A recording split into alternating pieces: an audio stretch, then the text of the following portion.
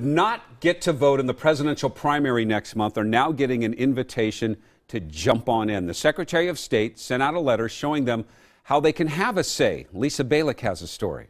I was so impressed. I got this yesterday.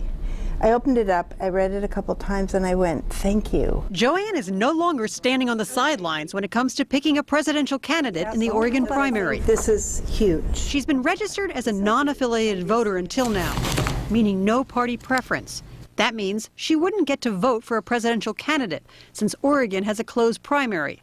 But now she's joining a party. Thank you. She doesn't identify with that political party, but it's so she can have a say. I get to place my vote for the person and not necessarily the party. She got this notice from the Oregon Secretary of State to all non-affiliated voters, letting them know they can join the Republican or Democratic Party by the end of April to vote for a presidential candidate in May. You can switch back anytime. But there's nothing to keep people from hopping in and hopping out. That's right. That's right. You make your decision what party you're registered with, and a lot of people are doing that as we speak.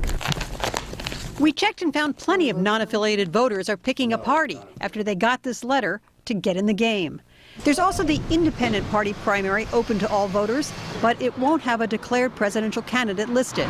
Keep in mind, registering with the independent party is not the same as being unaffiliated with no party preference. About 25% of Oregon's voters are non-affiliated, and that number is skyrocketing, thanks in part to the new motor voter law signed this year, where when you go to the DMV, they will automatically register you to vote, and you're marked down as non-affiliated. No wonder the Secretary of State is working to let voters know they can get in the presidential game. I checked and found that out of 21,000 new voters, just 3,000 have picked a party affiliation. But with the excitement of close presidential races, the race is on for many more to pick a party and a presidential nominee. Lisa Balick, KOIN 6 News. And here's something important. You have until April 26 to pick a party in Oregon, then return your form to the county elections office.